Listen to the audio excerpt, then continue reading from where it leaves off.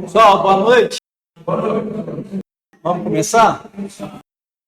Apesar de eu ter atrasado um pouquinho, a gente está começando só 2 minutinhos além do que começamos semana passada. Acho que quem chegou, chegou, né? Vamos orar então? Bendito Deus, querido Pai, nós agradecemos pela semana que nós estamos tendo até então. Obrigado por o Senhor nos trouxe aqui, para mais uma vez podermos aprender como estudar e explorar melhor a Tua palavra, Pai. Ajude a gente a se concentrar das coisas lá de fora e concentrar naquilo que será exposto aqui mais uma vez. Que o Senhor me use como canal de bênçãos na vida de cada um que está aqui, Pai. Que o Senhor realmente que fale aos nossos corações e que a gente realmente se comprometa em estar cada vez mais empenhado em estudar a Tua palavra.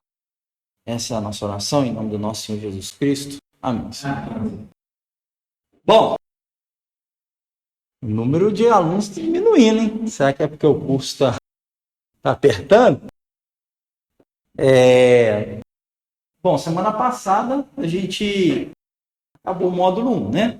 Como eu havia dito, de acordo com a classificação que eu entendi, o módulo 1 era para todo mundo tinha que fazer aqueles módulos, né? Porque são métodos mais, de certo ponto, mais simples da gente explorar, né? Não precisa necessariamente da pessoa ter um ministério de ensino, né? Nem um ministério de pregação ou algum ministério de exposição da palavra para poder entender aqueles 4 métodos no primeiro módulo, né? Que foi o módulo, qual que é? Devocional, resumo de capítulo, qualidade de caráter e temática, né? Aqueles 4 métodos ali eu considero assim como métodos que são suficientes para todo mundo dar os seus primeiros passos em relação a um estudo mais direcionado na Bíblia. Gente, existem diversos outros métodos, tá? Longe de mim querer apontar que são apenas esses métodos que existem. Não tem essa pretensão, né? E os autores que eu tenho consultado também não têm essa pretensão. Mas como se a gente não segue método nenhum, quando é apresentado um método, é interessante a gente poder seguir para a gente ter uma diretriz, né? Então agora a gente já começa o que a gente pode chamar de módulo 2.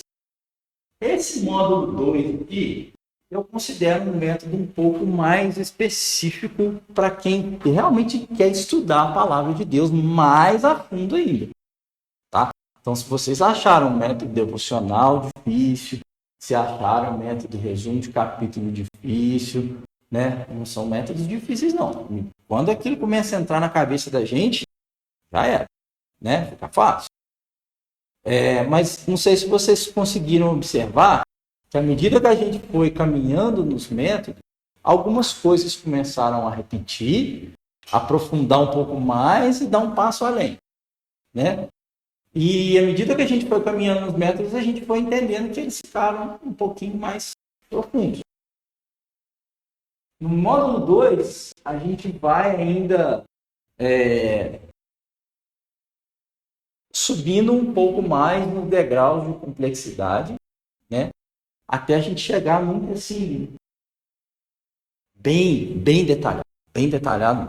Mas, gente, os benefícios que isso traz assim, uma coisa absurda para a gente, sabe? Em questão de análise, em questão de conhecimento, em questão de você poder olhar simplesmente para um livro da Bíblia, assim, em uma página do seu caderno, você olhar para um livro inteiro da Bíblia e falar assim, nossa, está tudo aqui, né? E você conseguiu sintetizar aquilo.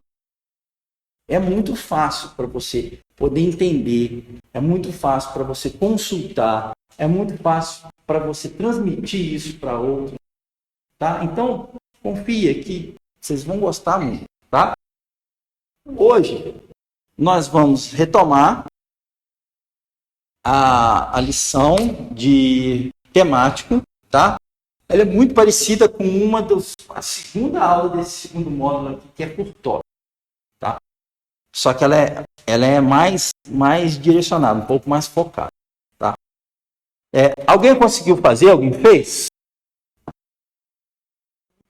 Fez?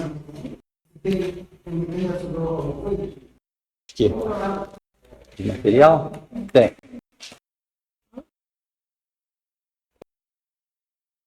Eu deixei para a gente fazer um método temático.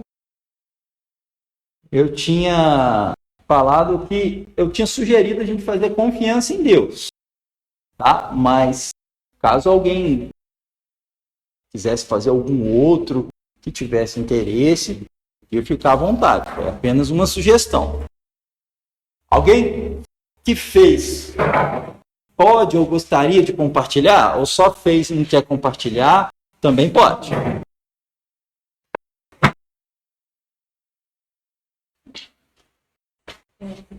Dou-lhe uma, dou-lhe duas, dou-lhe três. Tá. Vamos fazer o seguinte, eu vou deixar o meu formulário aqui em branco, tá? E vou ler o que eu fiz aqui. Porque eu fiz um de exemplo, que é o que a gente faz junto, mas esse aqui é um outro além, tá? Então, ó, método temático. A gente põe a data, escolhe um tema, né? Ou no caso do tema... Opa, desculpa que não projetou.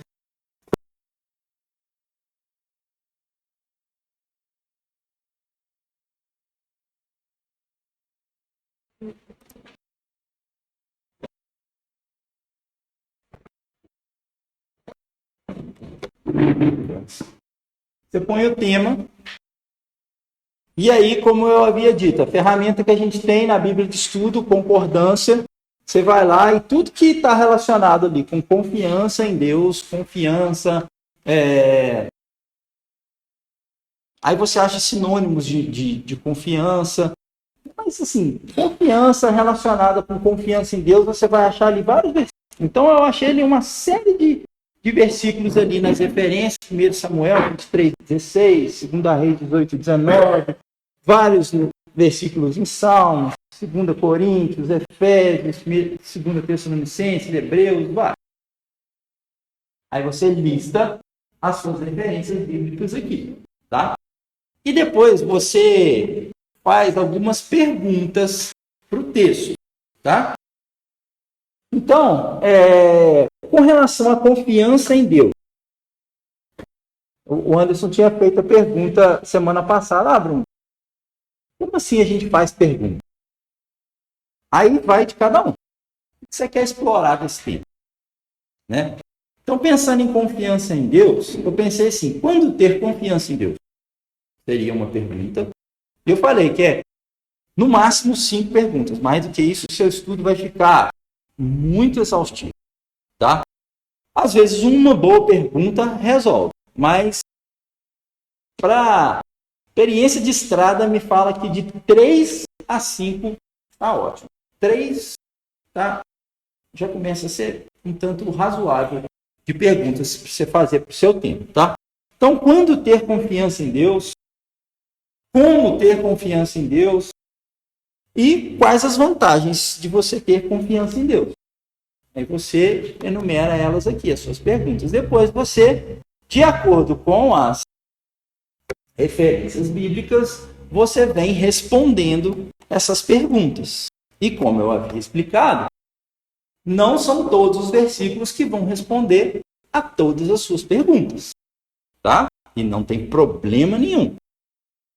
Não são todos os versículos que vai responder a todas as nossas perguntas aqui. E aí você vai listando as suas respostas, tá? De acordo com cada uma das perguntas.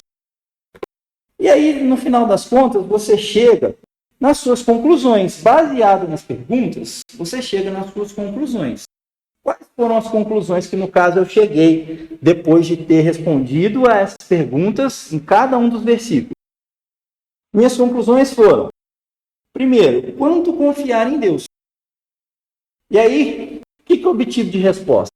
Sempre a partir do momento que a gente tem a consciência da existência de Deus.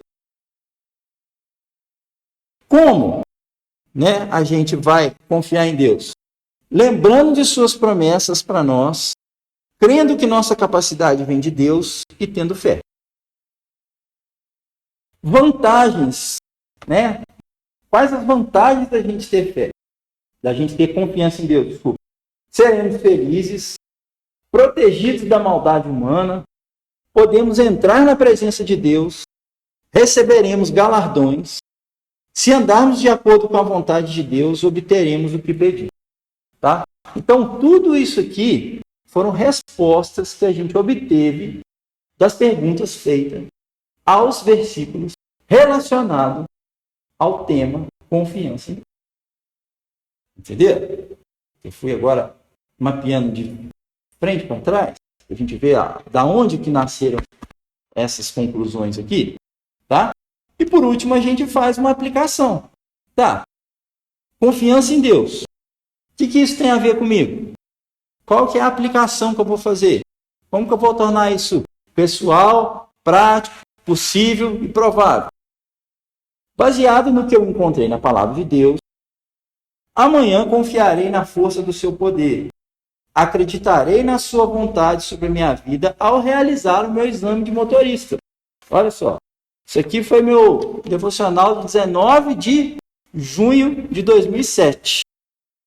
Terei a calma necessária para realizar o exame e ser aprovado, crendo que, se for da sua vontade, nenhuma injustiça será cometida contra mim.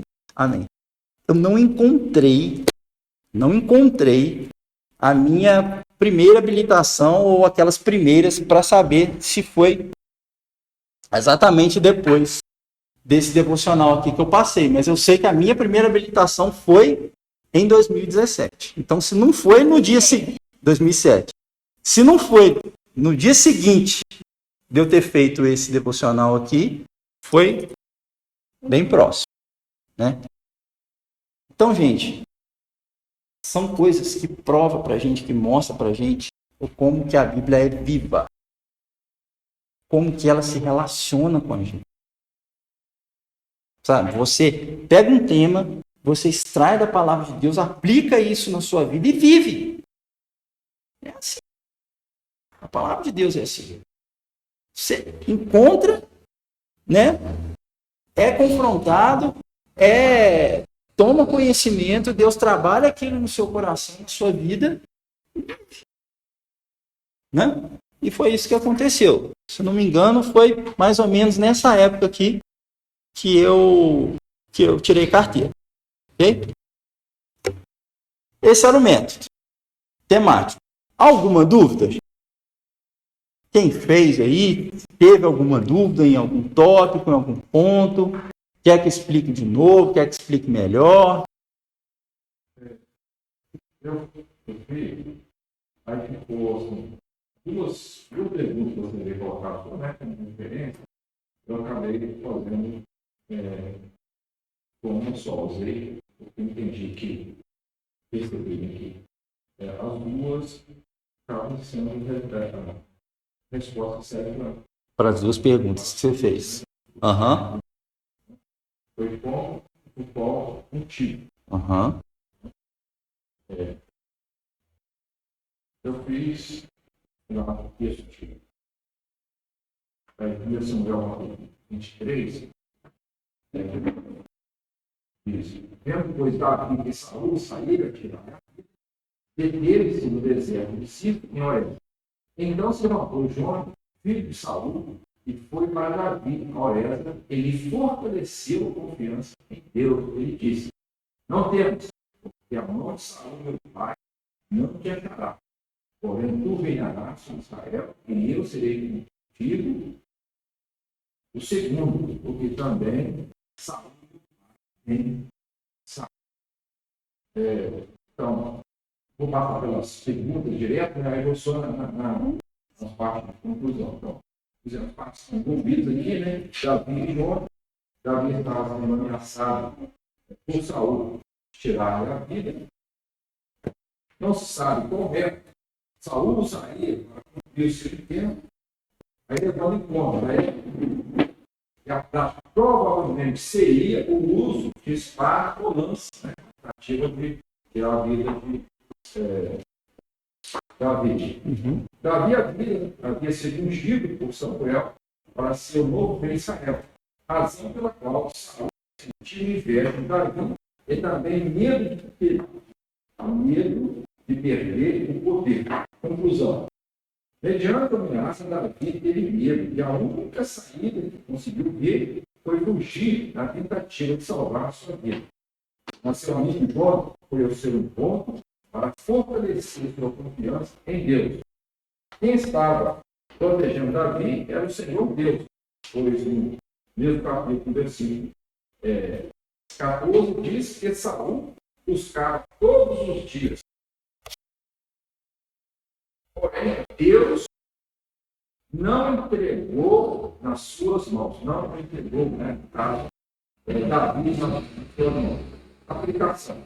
A confiança em Deus é o exercício da fé. Mesmo quando o inimigo possa nos ameaçar, devemos ficar firmes na fé, sabendo que o Senhor é poderoso para nos guardar. Hebreus 10, 35 fala para não abandonar a confiança, ela tem grande valor ou galardão. Salmos 56, 11 diz para pôr a confiança no Senhor e nada temer. Quanto mais conhecemos a Cristo, maior será a nossa confiança. Salmos 9, 10 diz que em ti confia os que conhecem. A confiança em Deus é algo que honra a Deus, pois é uma demonstração de fé. A Bíblia diz em Hebreus 11, 6, sem fé é impossível agradar a Deus. Portanto, a confiança em Deus deve ser praticada cada dia, independente da. Essas foram as suas conclusões em relação à pergunta que você fez para cada um desses versículos. É isso? Isso. Tá? Você pode fazer sim, mas assim, não se esqueça, tá? Serve para todos. Não se esqueça de que a aplicação tem que envolver algo para mim, algo prático para a minha vida. Prático. Que eu esteja vivendo o meu dia a dia. Tá? Então, aonde, no caso, confiança em Deus? Qual a situação da minha vida que eu estou vivendo hoje, agora, nesse momento, que eu preciso da confiança de Deus? A gente tem que pensar nisso. Tá? E elaborar um plano de ação ou alguma coisa relacionada ao tema que eu estou estudando. Ok? Porque, principalmente para a gente que prega, que dá estudo, a gente tem uma tendência gigante a fazer uma aplicação para o ensino. Né? Nós queremos, não. É eu. Agora o negócio é para mim. Tá? Não se esqueçam disso. Tá? Muito boa a sua análise, Nivaldo, dos versículos com relação à pergunta, mas afunila um pouco mais na aplicação. Tá? Vê no seu cotidiano, na sua vida, o que você poderia aplicar mais a parte da confiança em Deus. Tá? Não esquece da gente ser bem pessoal, prático possível nessas questões. Ok? Para a gente personalizar cada vez mais o estudo. Beleza, gente?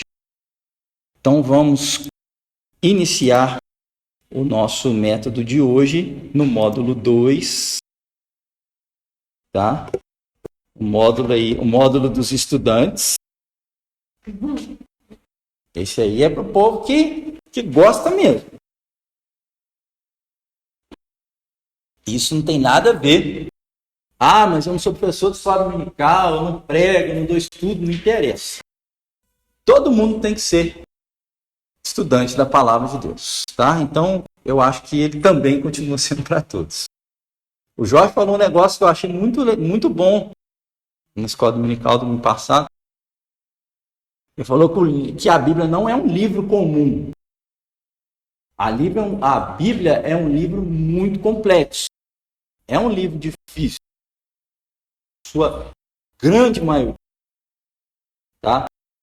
E é praticamente impossível a gente entender a Bíblia somente lendo. A gente aprende a Bíblia, entende a Bíblia também com a leitura. A leitura faz parte do aprendizado da Bíblia.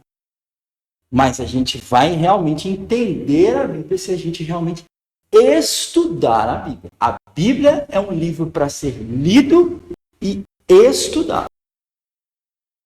Se você quer somente ler a Bíblia, seu entendimento e conhecimento vai ser muito superficial. Então, se você quer realmente descobrir as profundezas do conhecimento bíblico, estude. E quanto mais você estudar, mais você vai aprender e mais você vai descobrir de Deus. Tá? Essa semana eu tive uma experiência muito legal. Eu e o Bernardo, a gente estava colhendo acerola no pé de acerola, lá do quintal de casa. Carregado, bichinho. Aí a gente tá lá pegando as acerolinhas assim no baixinho, aí tem umas que tá lá no alto, você vai, puxa elas assim, começa a tirar, e tem umas mais no alto ainda, fala, mas elas lá tá tão vermelhinha. Aí você acha um negócio, um bambu, vai, tuca e vai tirando. Aí eu falei com o B assim, falei, B, olha só, como que é interessante a gente tá fazendo isso aqui, o papai tá pensando o seguinte, a gente tá aqui pegando a acerola, é igualzinho a gente estudar a Bíblia. Como assim, pai? Porque a gente, quando se depara com a Bíblia, a gente sabe que tem muitas verdades ali. E tem algumas que a gente consegue facilmente pegar ela. Mas tem algumas outras mais difíceis e mais profundas que a gente precisa de um esforço muito maior, filho. Olha só, a gente pegar aquela lá em cima, a gente já tem que puxar um galho. Agora, existem algumas outras verdades, algumas outras lições que a gente precisa até mesmo de um instrumento, uma ferramenta externa para conseguir extrair a verdade. De tão profunda, de tantas riquezas que tem. Às vezes, os recursos muito óbvios não são suficientes para a gente descobrir algumas verdades que estão, entre aspas, escondidas na palavra de Deus. Ele falou, né, papai? Então por isso que a gente tem que estudar bastante, né? Eu falei assim, exatamente. Quanto mais a gente estudar, melhor a gente consegue coletar aquelas frutinhas mais difíceis. E essa é a diferença do bom estudante para o estudante medíocre. O medíocre se contenta apenas com aquela frutinha que está ali na frente dele. Acabou aquelas ali, ele nem se esforça para pegar aquelas mais vermelhinhas que estão no alto. E aí eu te pergunto, qual tipo de estudante você quer ser? Tem muita riqueza, muitos frutos deliciosos na palavra de Deus para a gente descobrir. Né?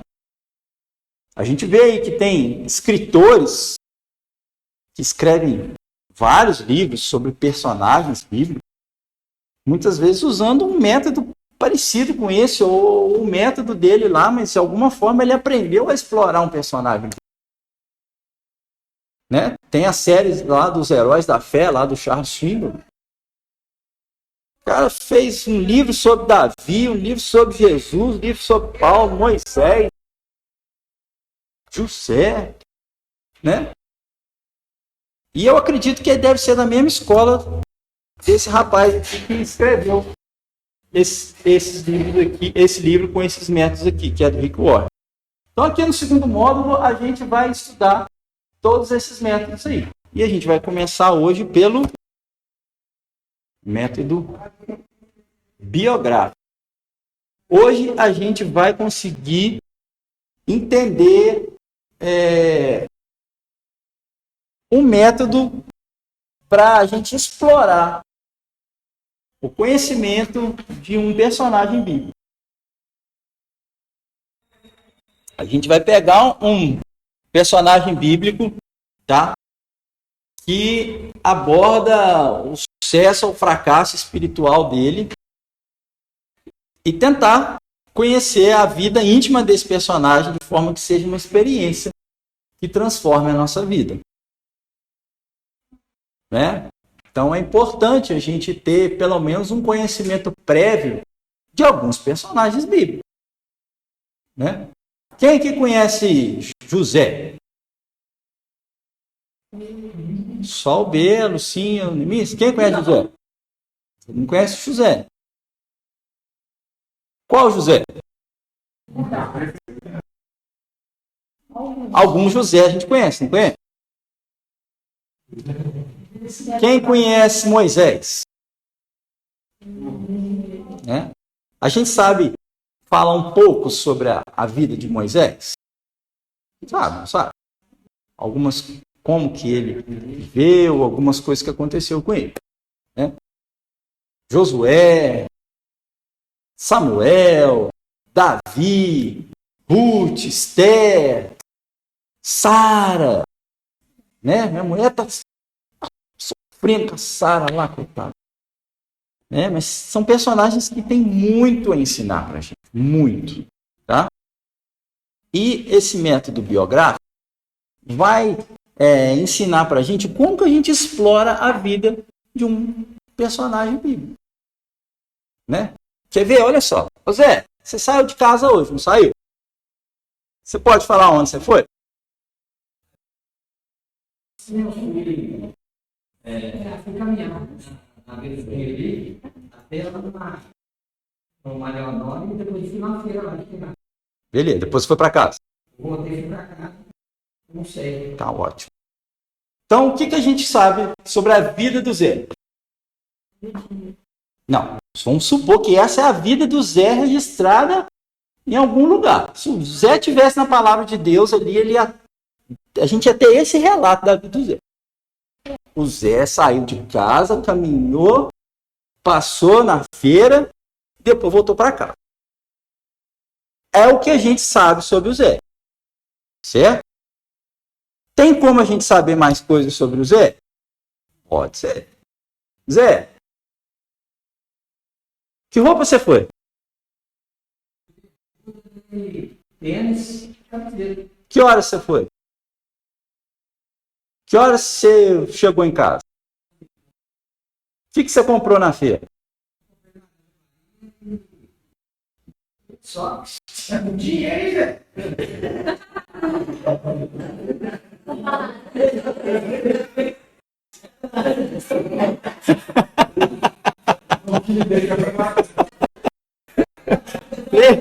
Três laranjas deu 1,5 kg. Tava quente, Zé? Tá? Beleza. Então, olha só. A gente já descobriu mais coisas a respeito do Zé. Além da gente saber que o Zé foi caminhar, o Zé passou na feira, a gente sabe que roupa que o Zé foi, a hora que o Zé foi, quanto tempo que o Zé demorou na rua, da hora que ele saiu até a hora que ele chegou em casa, mais ou menos. Tá? Descobrimos que o Zé tá rico e tá podendo comprar laranja. Né? Bahia. Então a gente descobriu até coisas sobre hábitos alimentares, coisas relacionadas a tempo, coisas relacionadas à sua vestimenta. Olha só, gente. Preferência alimentar. Então, quando a gente começa a analisar algumas coisas, alguns fatos, né, fazendo algumas perguntas, a gente consegue obter algumas informações.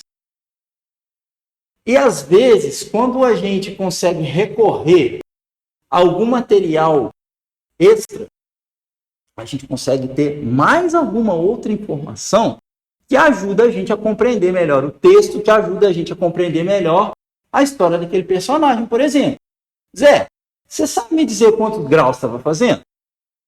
Não sei. Eu não passei de um daqueles relógios. Não sei. Beleza. Você sabe qual que era a umidade do ar?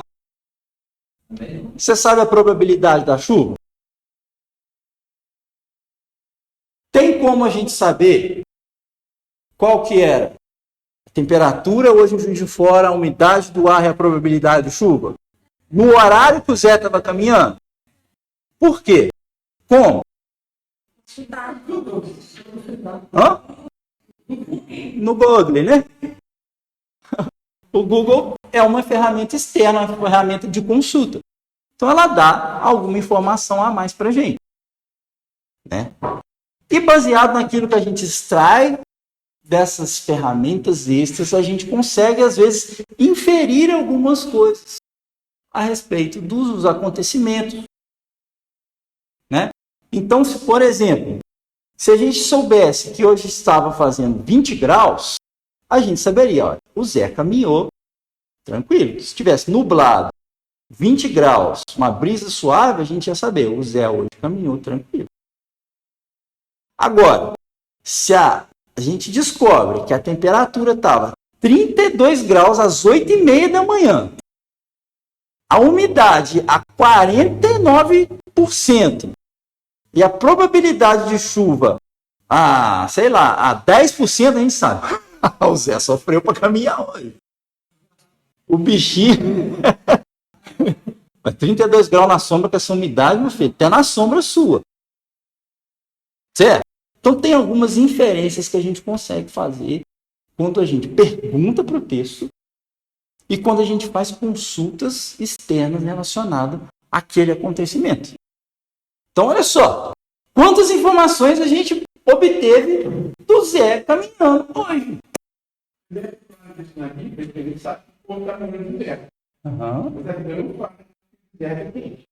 Uhum.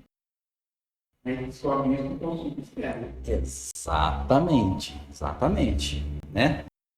Mas a gente tem um método, tá? Histórico-cultural tá aqui, contextual, histórico-cultural que tá aqui. Esse segundo método que a gente vai explorar bem essas coisas, tá?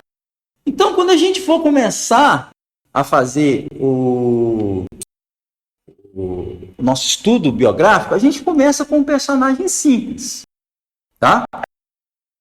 A gente começa, por exemplo, vai começar lá com Jesus. Um conselho que eu te dou. Se você ainda não está familiarizado com esse método, não começa com um personagem que tem muita informação sobre ele. Não começa ainda com Moisés. Né? Começa, às vezes, com um profeta menor.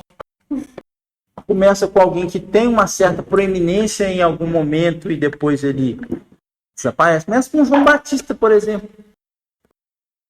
Claro? Começa com... caminhando um pouquinho mais, começa com Saul. Saul tem ali um período ali que ele faz assim, ó. Pronto. Né? Oi. Qual o nível de informação que a gente precisa ter para como depende, né? Que é possível fazer um estudo biográfico. Tipo assim, por exemplo, eu gosto muito dos companheiros de Paulo que são menos citados, né? Que a gente tem muito pouca história sobre eles. Mas aí a gente para as dificuldades, porque fica muito raro. Como é muito pouca informação, prática. Você tem, às vezes, duas citações de meio versículo. Né? Você tem assim, daria para você, por exemplo, para você aplicar esse método biográfico em personagens assim também, ou você tem um mínimo de narrativa que você precisa para dar o sobrenome. Não, esse método biográfico você pode aplicar em qualquer personagem bíblico. A diferença é que, dependendo do personagem bíblico, você vai ter muito mais informação do que o outro. Isso aí não tem como. Né?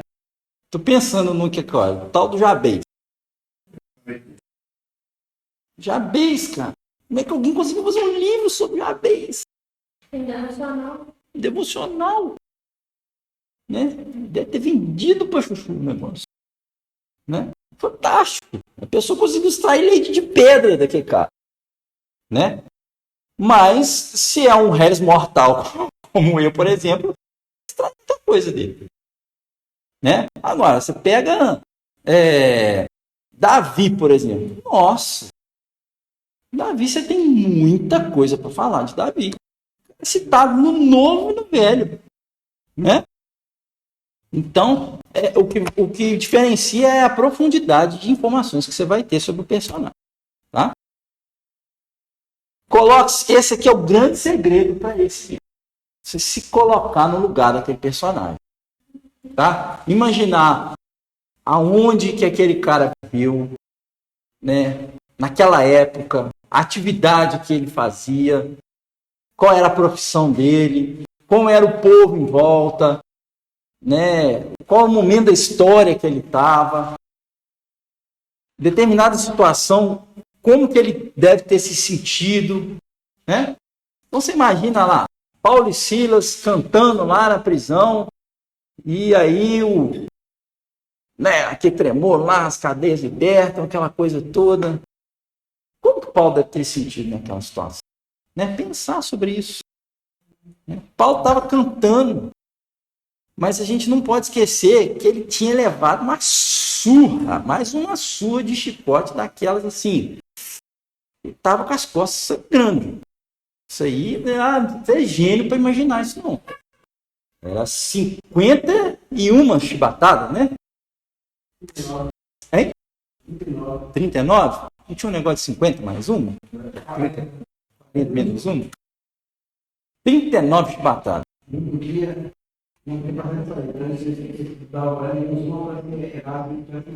Entendi. Então você imagina só, que o Paulo devia estar cantando com muita dor. E mesmo assim, ele estava louvando a Deus. Né? Então, eles se colocar naquela situação, nossa, como que Paulo conseguiu louvar a Deus, mesmo sentindo dor, mesmo estando preso, sabe? A nossa cabeça tem que tentar sair um pouco só daquela leitura fria que a gente faz. A gente só tem que tomar cuidado para passar informações daquilo que a gente imagina que aconteceu. Mas tem muita coisa que a gente pode inferir. Pode, né? Paulo estava sentindo dor. Quando tomou chicotada, não precisa ser nenhum Einstein para descobrir isso. Não precisa nem de uma pesquisa externa para isso. Né? Levar chicotada dói. Machucado, né? O próximo. Cuidado para você não confundir os pessoal, né? Ô João, vamos estudar sobre o João. Qual é o João? Até na Bíblia tem muito João, Maria. Pensa no nome que tem muito. É João, né? Então tem João Batista, João Marcos, João Apóstolo, tem um monte de João. Então, quando você estiver estudando sobre um personagem bíblico que você sabe que tem mais de um daquele nome, você defina bem qual é o que você está procurando. E se você começar a estudar José do Egito e barrar com referência de José, né? Marido de Maria, você vai dar varada nada. Vai dar mole.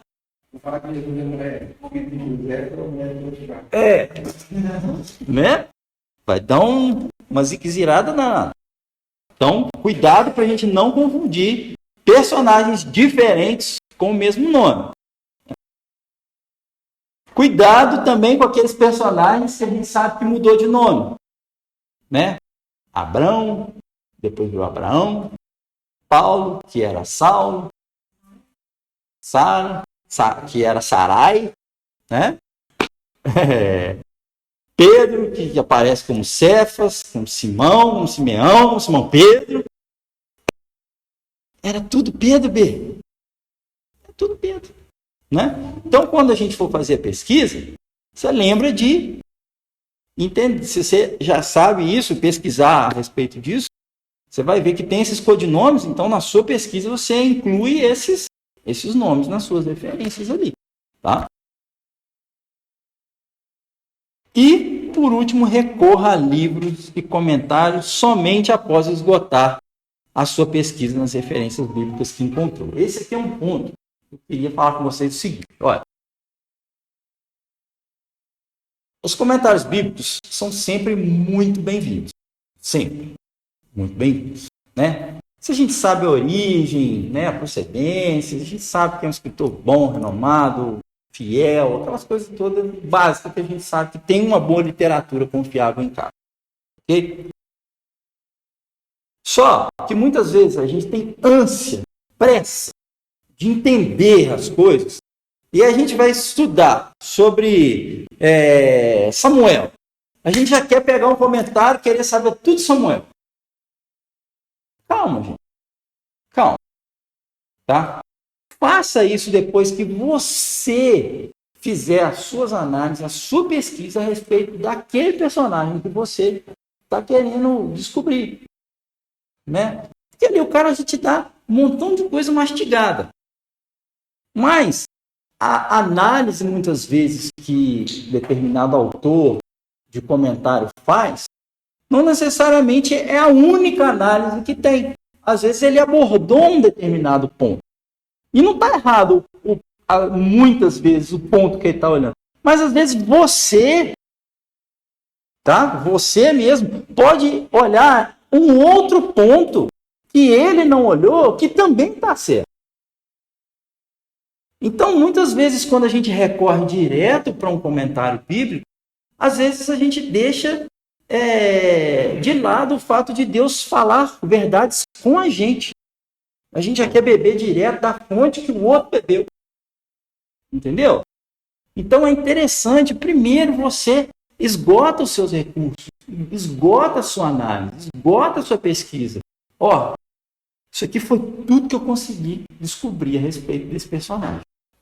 Seus comentários são assim, muitas vezes você faz o estudo e deixa para ver os comentários depois, e aí você vai ver os comentários com algumas ideias, você não teve durante o estudo. Exatamente. Tem alguém que viu a mesma coisa que eu vi. Exatamente, Neemias. Esse ponto aí já é fundamental você ter comentado ele. E eu ia comentar ele mais para frente, né? Gente, isso é algo que a gente tem que ficar alerta. Você pegou um comentário. Você entendeu isso aqui. O comentarista entendeu aquilo ali. A primeira coisa que você faz, você coça a cabeça. Ixi, espera aí.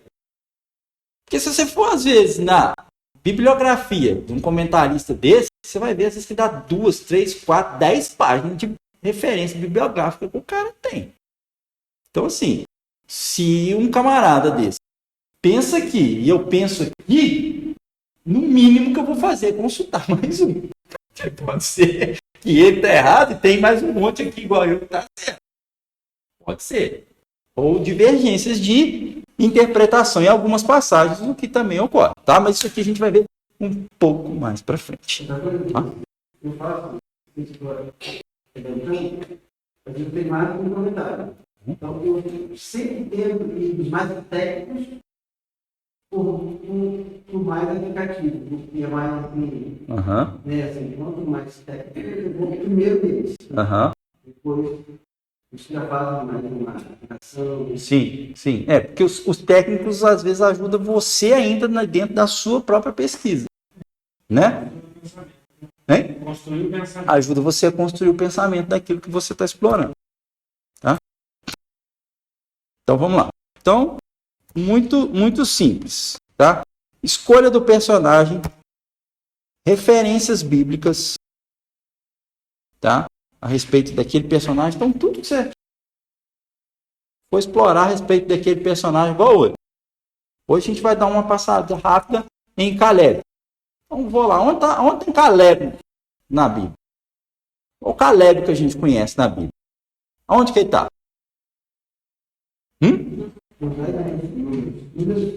Isso, já sabe. Josué, Números, então, ali está o meu foco. Então, já restringi. Então, você nem olha para o Novo Testamento, nem olha lá para a segunda parte lá do Velho Testamento. Ah, está ali. Tá? Então, é aquele Caleb ali que nós vamos olhar.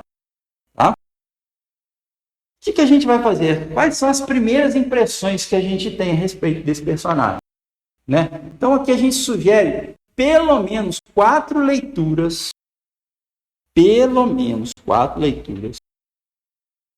daquele texto ou dos versículos relacionados àquele personagem. E aí você vai colocar as primeiras impressões. O que a gente sabe a respeito de Caleb? Assim, de cara. Quem foi Caleb? O que ele fez? Um dos espias. Mais o quê? Da tribo de Judá. Pronto.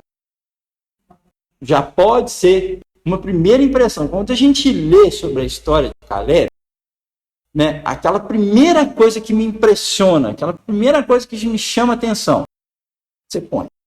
Tá? Segundo, faz um esboço cronológico daquele personagem. Tá? O que a gente pode fazer de cronologia de Caleb, no caso? Né? A gente sabe que Caleb foi um dos espias. E o que aconteceu com essa turma?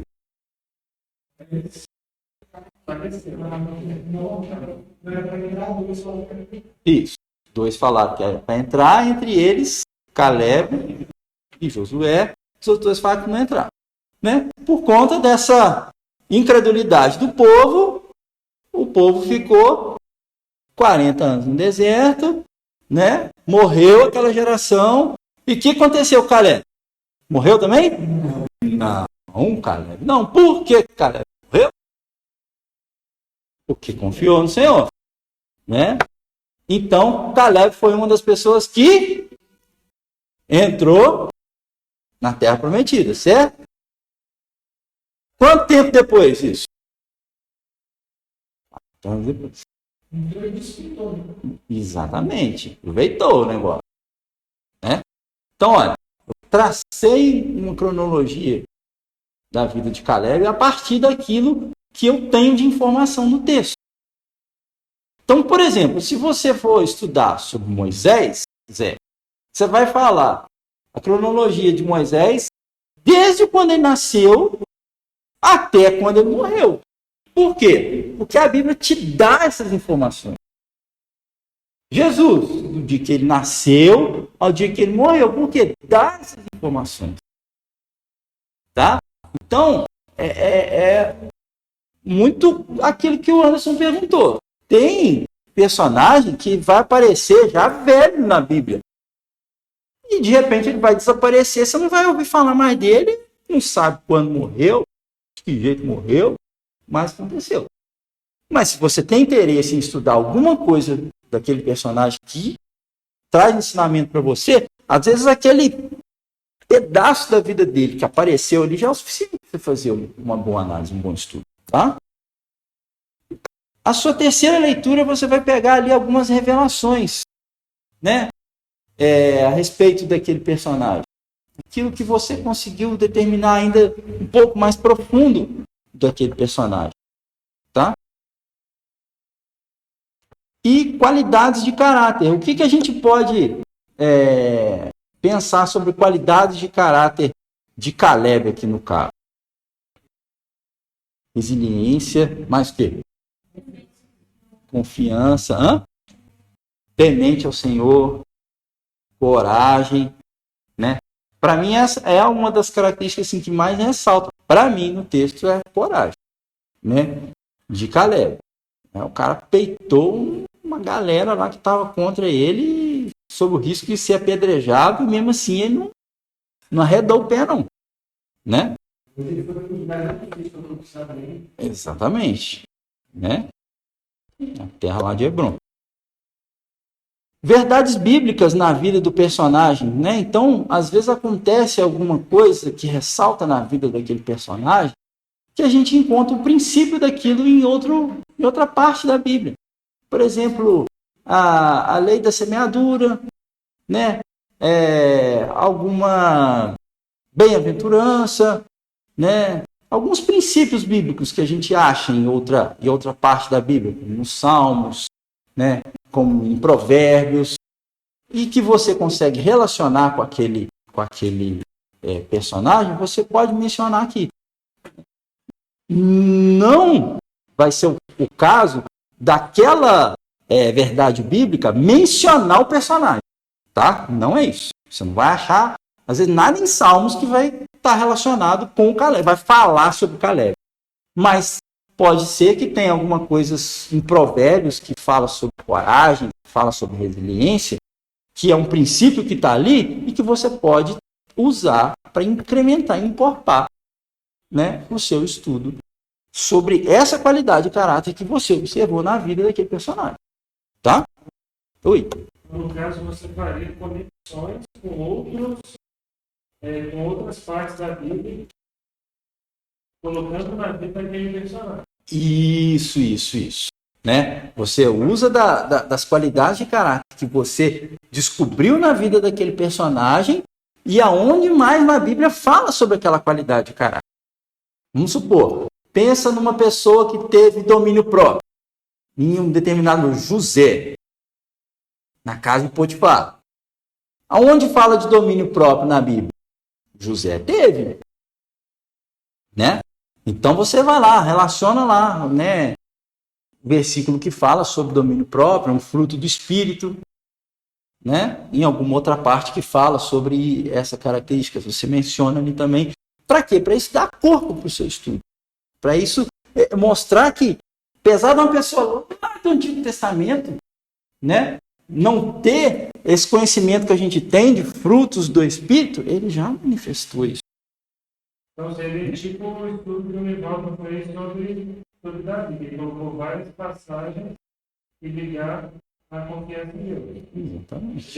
Exatamente. Tá? Você pode fazer conexão, você pode puxar coisas lá de trás que relacionam com aquilo que você está descobrindo na vida de alguém. No caso, um personagem. Tá? E aí você faz um resumo. Um resumo da lição principal. O que a gente pode aprender com esse rapaz?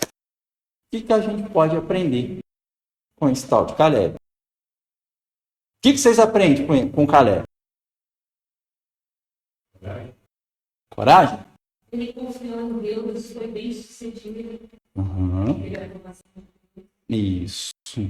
Só que a gente vai precisar de falar a verdade no conhecimento. Então. Muito bom. Excelente. Isso daí é uma coisa que ressalta muito na lição de Caleb para mim. O seu relacionamento com Deus muda a forma como você enxerga as coisas. Como é que é? O seu relacionamento com Deus muda a forma como você enxerga as coisas. Porque ele e Josué usou, eles viram as mesmas coisas. Uhum. Mas enquanto o relacionamento deles com Deus, eles viram como essa é a terra que nós vamos começar. Uhum. Os outros filhos viram como nós não podemos começar essa reflexão. Você está falando uma coisa interessante. Por quê? Na Bíblia fala, em algum momento, que Caleb orava tantas vezes, estudava tantas horas por dia, aquilo que ele conhecia a respeito de Deus. Falava que Caleb fazia devocional?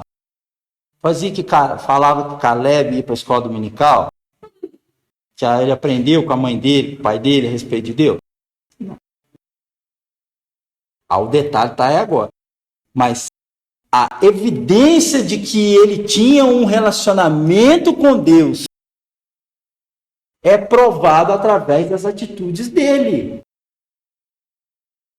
Entendeu? Então, alguma coisa Caleb fazia diferente, e Josué, dos outros 10, que fez com que ele tivesse a atitude que ele teve diante de Deus e das pessoas. Isso é uma coisa que faz a gente pensar. Faz a gente pensar. O que Caleb fazia de diferente? Não sei. Eu não preciso de ir atrás de saber o que ele fazia. Ele tinha um relacionamento diferenciado com Deus, além de Josué, que é diferente dos outros 10, isso ele tinha. E aí você traz para você a aplicação pessoal. O que eu posso fazer de diferente para eu ter um relacionamento pessoal com Deus que me diferencia das outras pessoas? O que eu posso fazer de diferente? Qual foi a sua lição? Falar a verdade em meio ao mundo de a gente encontra. Isso. Qual é a atitude que eu tenho que ter em ter coragem, resiliência para testemunhar para as pessoas frente à pressão que eu estou passando naquele momento? E aí você vai pegar isso e vai olhar para onde? Para a igreja, né? Vai olhar para dentro de você, vai pensar, o que você faz? Você tem casa, trabalha, você estuda, você tem vizinho, você dirige, você tem relacionamento com pessoas.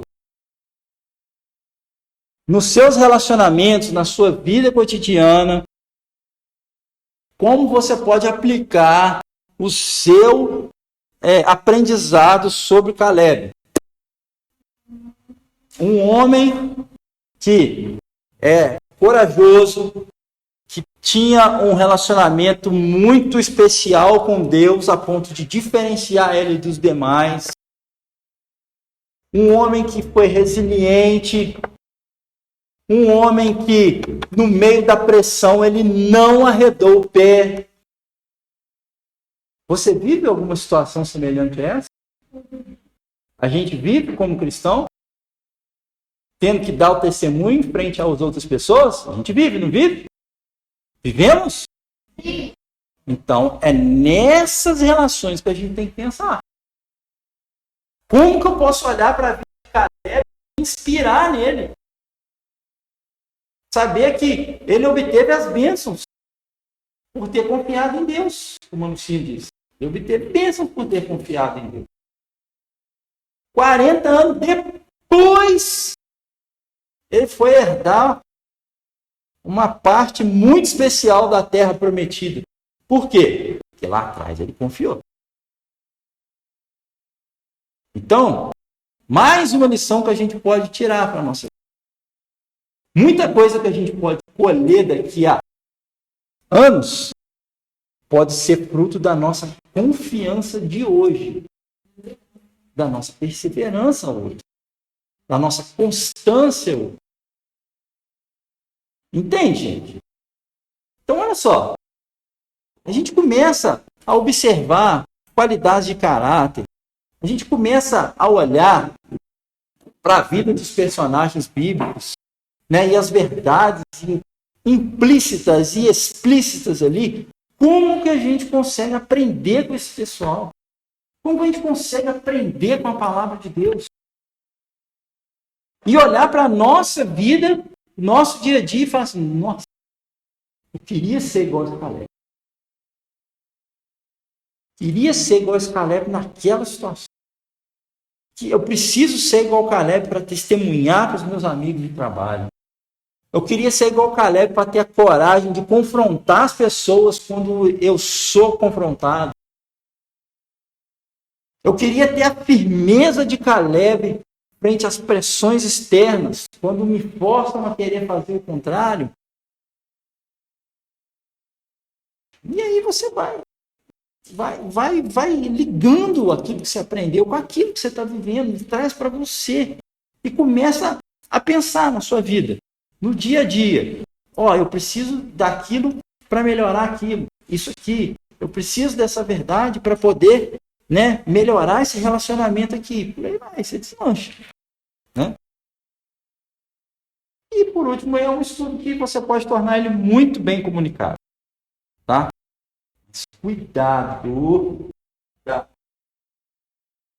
Né? Porque ele te dá essa opção dele ser comunicado e a sua comunicação vai deixar de ser pessoal.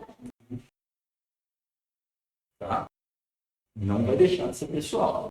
Se você for persistente, muito confiante, muito resiliente, e conseguir chegar até o terceiro módulo, tá?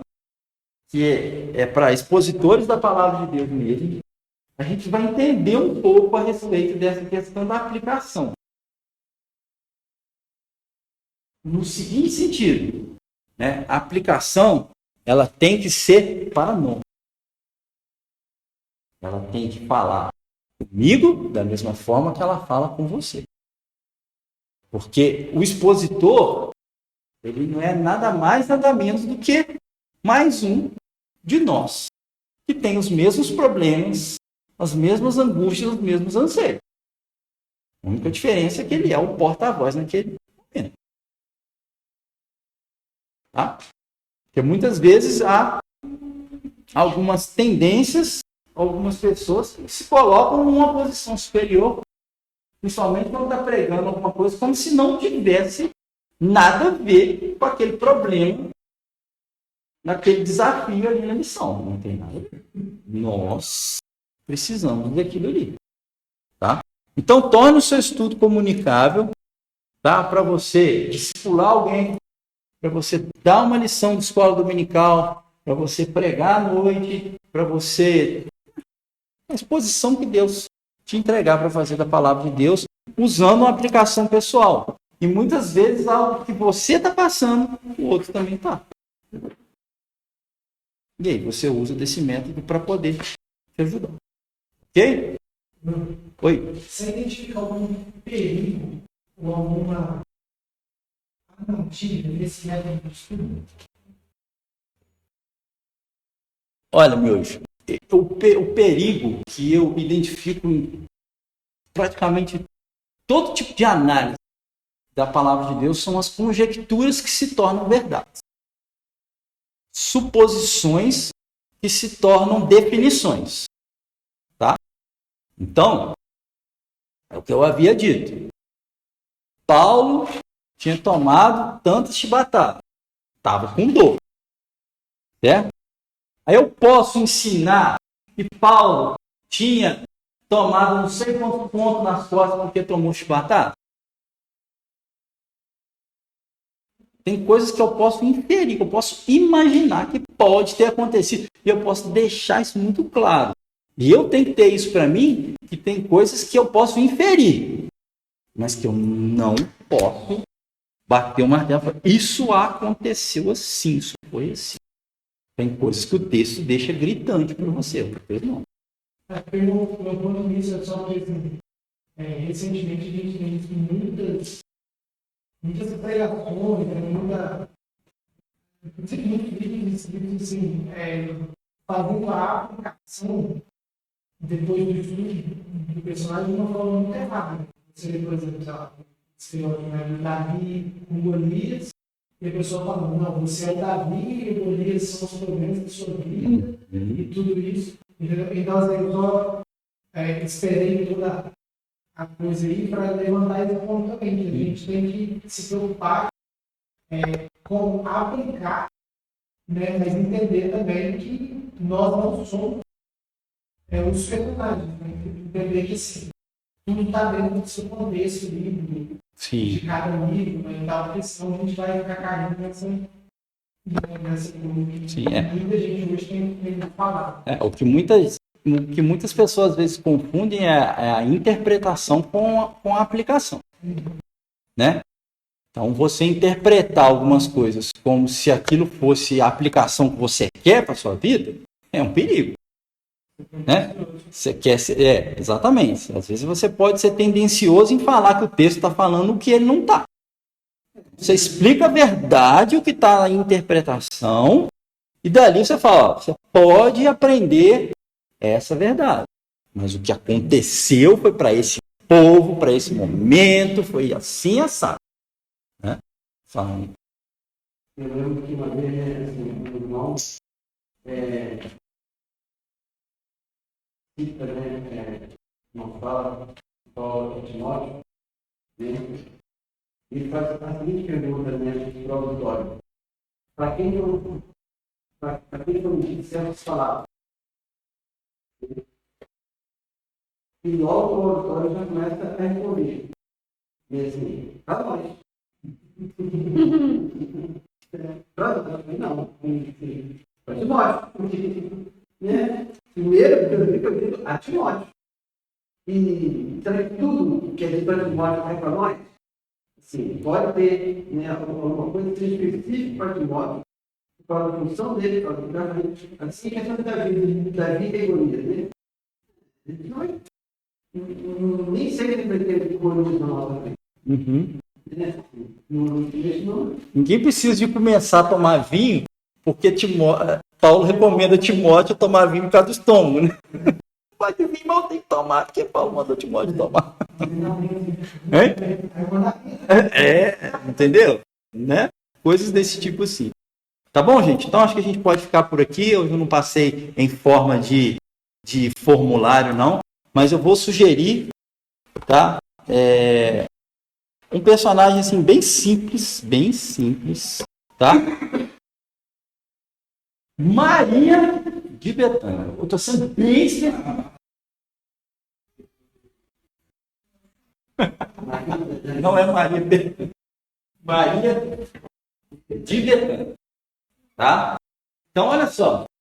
Se você quiser até anotar as referências aí, fica à vontade. Se na sua Bíblia ou em algum outro material que você tiver, como na enciclopédia bíblica, por exemplo, que hoje eu trouxe, nem sei, você tiver mais alguma outra referência que por acaso não seja essas aqui, você pode acrescentar aí mais algum versículo que fale sobre Maria de Betânia. E aí você vai tentar aplicar ali tudo que a gente viu ali, tá?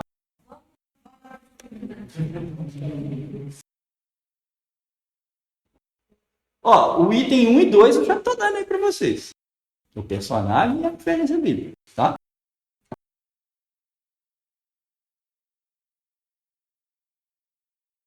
Não sou bíblico.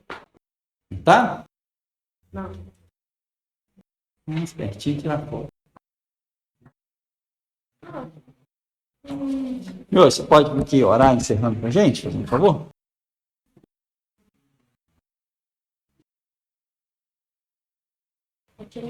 Vamos orar. Senhor, nós te agradecemos por esse dia, pela oportunidade que tivemos de abrir a tua palavra, de mais uma vez ouvir sobre como nós podemos tirar mais alimento da tua palavra, Pai. E nós pedimos, Deus, que o Senhor nos ajude, nos dê a coragem para que nós não sejamos o tipo de pessoas que se contenta somente com a superfície do conhecimento. Que o Senhor nos ajude a sempre buscar mais profundo e mais profundo na tua palavra para conhecer mais ao Senhor, porque sabemos que é através dela que o Senhor se revela. Peço que o Senhor continue abençoando o Bruno na sua sequência de estudos e aulas aqui, Pai, que o Senhor possa continuar o ajudando, multiplicando, dando sempre a direção para que ele possa entender qual é a melhor forma de continuar conduzindo os estudos. Te pedimos também por cada um de nós que chegamos até aqui, Pai, nós pedimos que o Senhor nos ajude a nos lembrar daquilo que nós ouvimos, Pai. E por aqueles que têm vindo, mas nessa quinta-feira não chegaram até aqui, que o Senhor também os ajude, Senhor, a serem encorajados para na próxima quinta estarem aqui novamente e continuar nessa jornada para aprender mais da Tua Palavra e do Senhor. É isso que nós pedimos, em nome do Senhor Jesus. Amém. Gente, obrigado, tá? Tenha uma boa noite.